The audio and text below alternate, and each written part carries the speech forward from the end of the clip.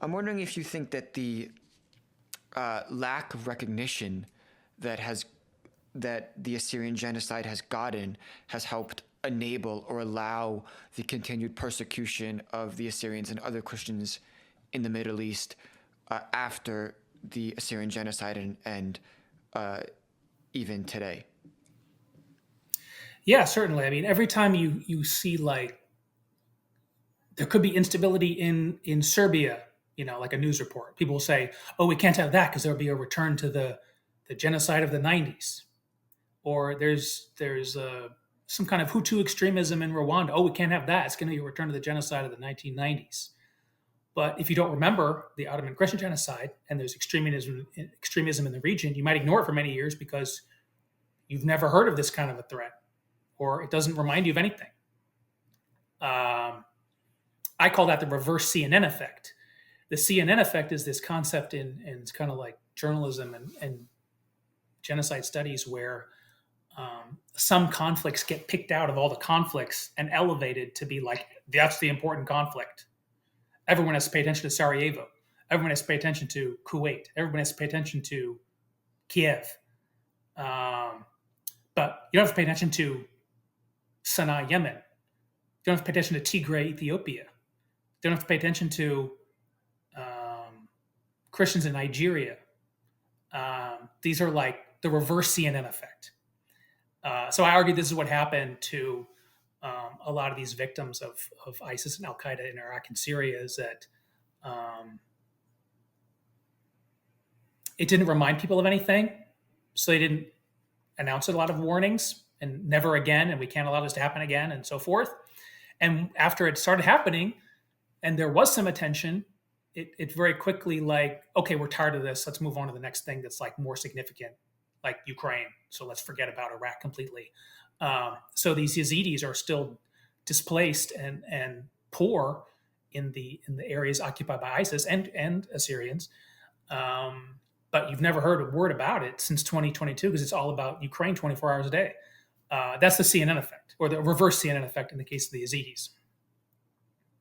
Is there a particular reason why you think that these other kind of ethnic groups like the Assyrians, like the Yazidis, are kind of victims of what you call the reverse CNN effect, where they just are not paid attention to by, you know, uh, mass media and, uh, many different outlets and just in people's the front of people's minds more generally? Like, is it just because it's in a part of the world or that people don't know about, or that their populations are relatively small, so people don't think about it as much? Like, what do you think is the reason why, as you said, they're victims to this reverse CNN effect? Yeah, I mean, many of the countries that get a lot of attention, they have a lot of other countries with the same ethnic group or religion to defend them and like care about them. It's kind of like how France, tried to care about the Catholics in um, Lebanon. I mentioned in 1860. Um, so like Kuwait, one of George H.W. Bush's, first points about Iraq invading Kuwait is a member of the Arab League. Can't have this. Well, what league is Assyria a member of? None. It doesn't even exist. Armenia might be the member of some league like, I don't know, UN or something, but everyone's a member of that. So uh, it doesn't necessarily get you that far. And the uh, the other thing that you see is diaspora populations. Sometimes there are large diaspora populations of the conflict that's supposed to be important in other countries. They bring attention to it. Um, and while there is an Assyrian diaspora population, it's just very small compared to certain other populations that are larger and bring attention to um, their conflicts and victimizations. So, I mean, what Perversely, then? I've mentioned this before. Is perversely that means almost like the worse your genocide, the less it's going to be remembered because there's literally no one around to remember it. And there are some people like Raphael Lemkin mentions. There are like tribes from Canada or Australia. They just 100% do not exist anymore. and therefore it's very poorly remembered because there's no one to even ever talk about it every year. Other people have survivors, so they can talk about it every year. Uh, that's kind of a perverse thing about reverse CNN effect and memory of genocide. I mean, so then what can be done in the present moment besides kind of continuing to just raise awareness for the Assyrian genocide and the persecution of Assyrians? What can be done to prevent further escalation of violence and prevent it from getting to the point where there's almost like no Assyrians left, and then it's just completely forgotten because there's just one or two people left to actually who actually are Assyrian and can speak about it, but they're not getting enough, a vocal. They're not getting enough news attention, or they're not getting a microphone to actually speak about it. Yeah, I mean, there could have been like UN safe areas or something. That's what a lot of genocide scholars talk about is like declaring safe areas was tried in Bosnia. Um, Actually, the Bosnian population has increased a lot in some of those areas. But the problem with it is, the nations who are in the United Nations have to contribute a lot of troops and money to fund all this, and they're off suffering such horrible problems that um, they don't want to contribute that much money. Number two, a lot of them are at each other's throats, so they can't cooperate on such a big project.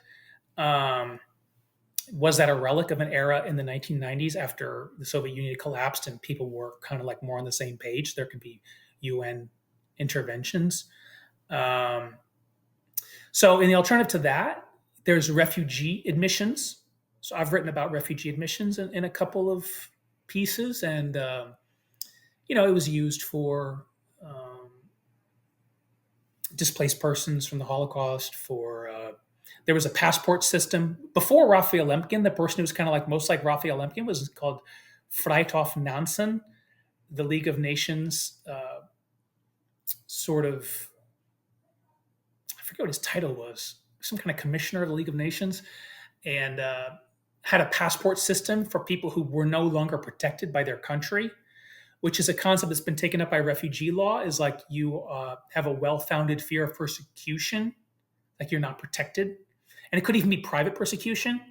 So a lot of Assyrians and Yazidis and other people and Kurds and Arabs and everyone have obtained refugee status in other countries. Assyrians in Australia, United States, Europe, and Yazidis in Germany and so forth, Austria. Um, that's probably the main one that's meaningful, but even that is like reaching its not its brightest moment because there's fatigue with migration and there are high housing costs and there are perceived national security risks. Like national security is an exception to the duty to accept certain refugees. Um, so, you know, that era, they're talking about sending a lot of people back to Syria, despite Syria being, occupied by you know who these days. So, if they're considering that, uh, what are other people like from Iraq supposed to expect? It's hard to say.